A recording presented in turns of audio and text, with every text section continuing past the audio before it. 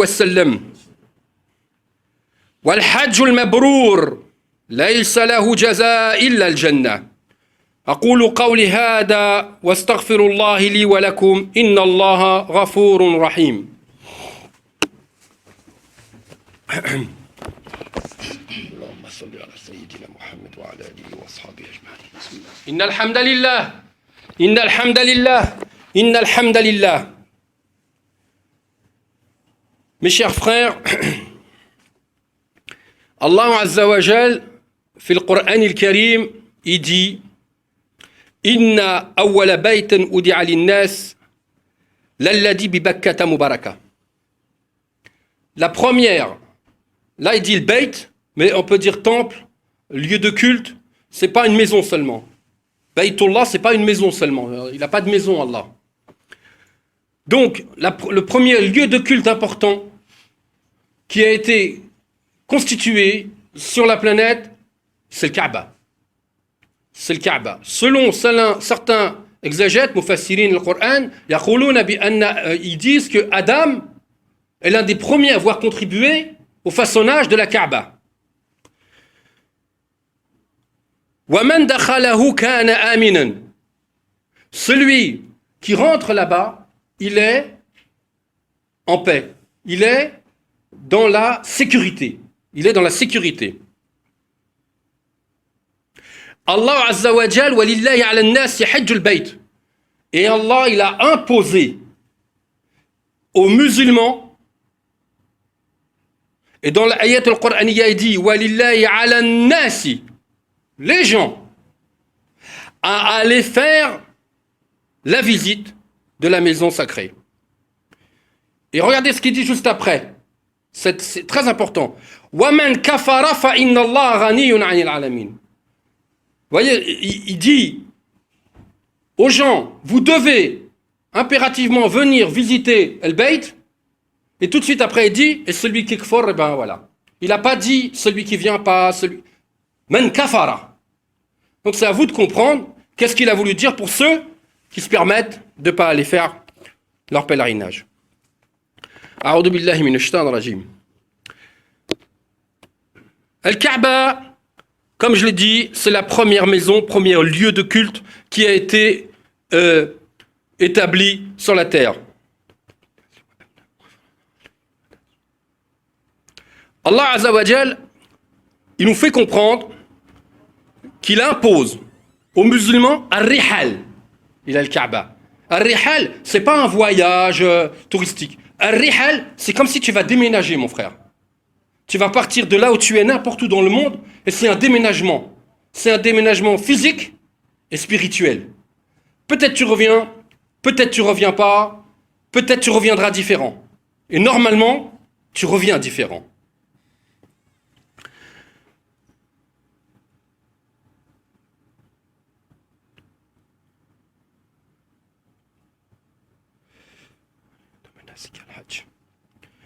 Allah Azza wa Jal, dans le Hajj, il nous a mis des rites. Les rites, en arabe, on dit le manasik. Vous entendez toujours parler de le manasik. Et le manasik dans le Hajj, c'est pas quelque chose qu'Allah il a imposé comme ça pour dire, comme il a dit, tu manges pas de porc, tu bois pas d'alcool. C'est pas comme ça que ça marche. Le manasik, je vais y revenir tout à l'heure, ils ont chacun un sens religieux. Sidna Ibrahim, Allah Azza wa Jal nous rappelle que Sidna Ibrahim, donc, il a posé le qawa'id, les fondations de le Kaaba, en compagnie de son fils Ismaïl. Et ils ont fait une dua, Rabbana taqabbal minna innaka antas sami'ul alim. Et dans la même ayat, un peu plus loin, il parle de manasik. Sidna Ibrahim. Arina manasik. Fais-nous voir les rites. Vous voyez, les rites, même que Sidna Ibrahim el-Khalil, depuis l'âge de 13 ans, il est soumis à Dieu, il connaît toutes les choses, mais il demande à Allah de lui faire voir les manasik. Là, je vais faire une petite parenthèse. On est dans le Shahr al-Qa'da. Dhul Hijjah, c'est dans très peu de temps. ceux qui ne sont pas partis à l'Hajj, c'est foutu là. Il faut partir maintenant. Il faut s'occuper de ce voyage maintenant. Celui qui dit moi je ne vais pas aller maintenant faire la Hajj parce qu'il a les moyens physiques et matériels, c'est-à-dire il a l'argent, il a la santé.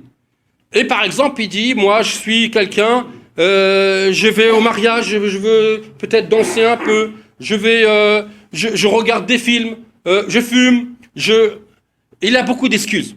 Et il dit quand je vais m'arranger, je serai très très bien, je vais faire le Hajj. Ça marche pas. Pourquoi ça marche pas? Qui te dit que tu vas être la prochaine Hajj, tu es vivant ou tu es mort là? Et Allah Azza wa Jal, il a imposé le Hajj. C'est pas une sunna. C'est pas une sunna le Hajj.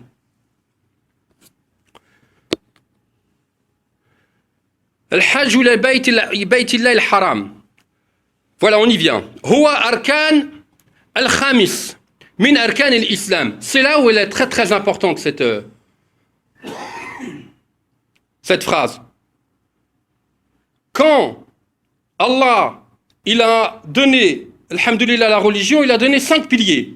Si jamais l'un d'entre nous sort de l'un des 5 piliers, c'est plus un musulman. C'est pas la peine de dire moi je fais le shahada, je fais siyam, je fais ramadan. Non, ça marche pas. Celui qui fait pas le hajj, il lui manque le 5e pilier. Celui qui jeûne pas, il jeûne pas. Machi muslim. Lima ysallish, machi muslim. Pardon, celui qui jeûne pas, il n'est pas musulman. Celui qui fait pas la prière, il n'est pas musulman. Celui qui n'a pas fait shahadatayn, c'est le premier des piliers. Celui qui dit pas ashhadu an la ilaha illallah ashhadu anna muhammadan rasulullah, muslim hada. Non, c'est pas muslim hada. Donc vous voyez, il faut bien regarder. Allah Ta'ala, quand il nous a donné le premier arkan de l'islam, il n'a pas dit le hajj. Il te fait bien voir l'importance de arkanul islam. Arkanul islam, ash-shahadatayn. C'est le premier. Et chaque pilier, il a la même importance. C'est-à-dire que si tu loupes l'un des piliers, tu n'es pas dans l'umma des musulmans. Celui qui a les moyens de partir, il faut qu'il ramasse l'argent, il part. La voiture, ce sera plus tard. La maison, ce sera plus tard. Allah Ta'ala t'a donné de l'argent pour partir. T'inquiète pas, Allah Ta'ala va redonner de l'argent pour les autres choses de dunya. Peut-être tu vas pas revenir, subhanallah al-azim. Tu vas mourir à al-Hajj, tu vas être au paradis avec le Hura'inayn et les BMW. Enfin, Sidna Abu Bakr, al-Khalif, quand il est monté Khalif, qu'est-ce qui s'est passé?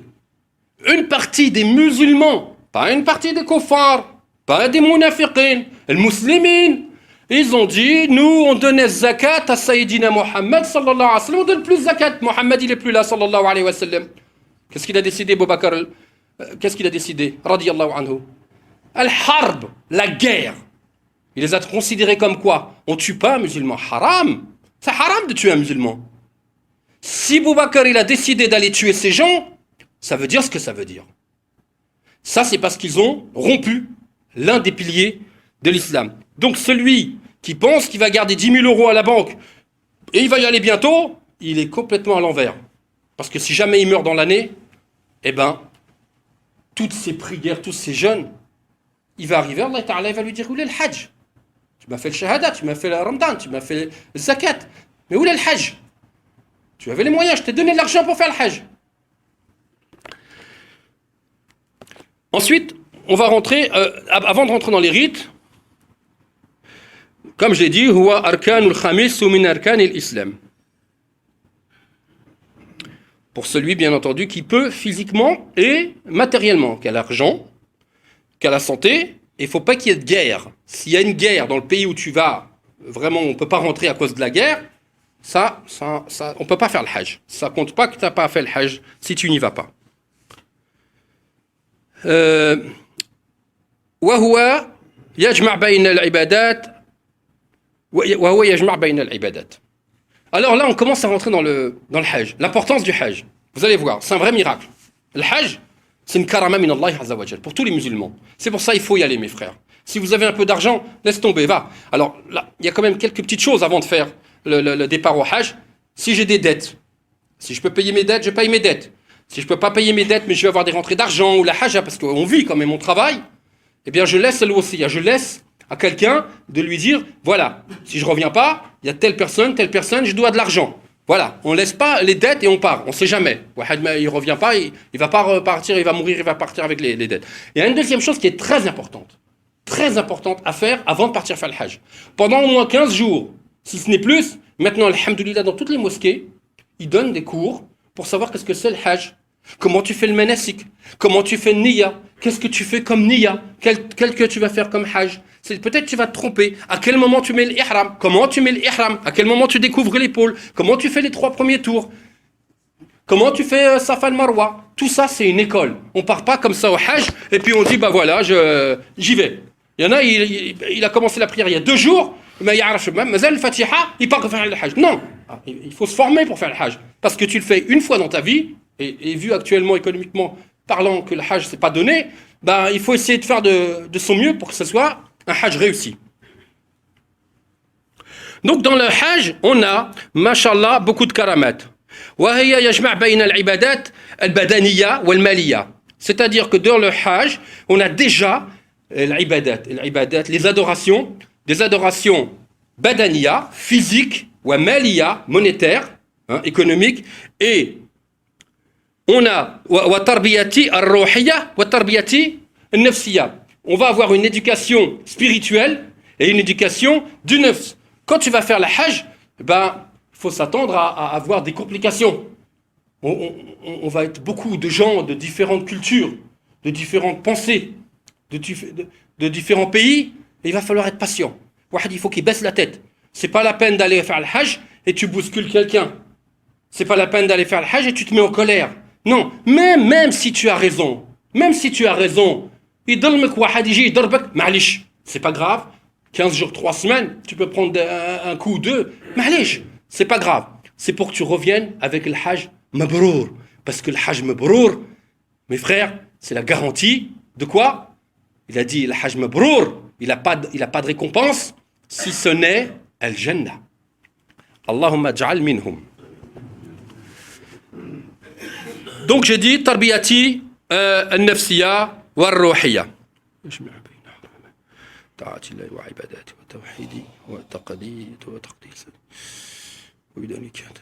Alors, ensuite, wabidalika ta'akid al-akhawiyya. Ça veut dire que, comme on arrive dans un endroit où tous les musulmans du monde, alhamdulillah, du Tibet, de la Chine, le Maghreb, l'Afrique, tous ces gens-là, ils vont arriver au même endroit. Et toi, t'as pas beaucoup bougé de l'Europe. Tu vas arriver là-bas, de l'Amérique, tu vas voir des gens. Et moi, je vous dis, tu arrives là-bas, tu ne trouves pas. On est 20%. Quand nous, les Arabes, on n'est que 20%. Quand tous les musulmans ils viennent au même endroit, on se rend compte que nous, on n'est rien du tout. Les Asiatiques, ils sont énormes, ils parlent qu'en asiatique. Tu cherches, il n'y a personne qui parle arabe. Les Turcs, les Africains, il y a énormément de gens qui ne parlent pas l'arabe. Et c'est là où tu vois la manière de l'islam, comment elle est multiculturelle. Multiculturelle, ça veut dire on est vraiment, alhamdoulilah, la religion dans laquelle il y a toutes les cultures.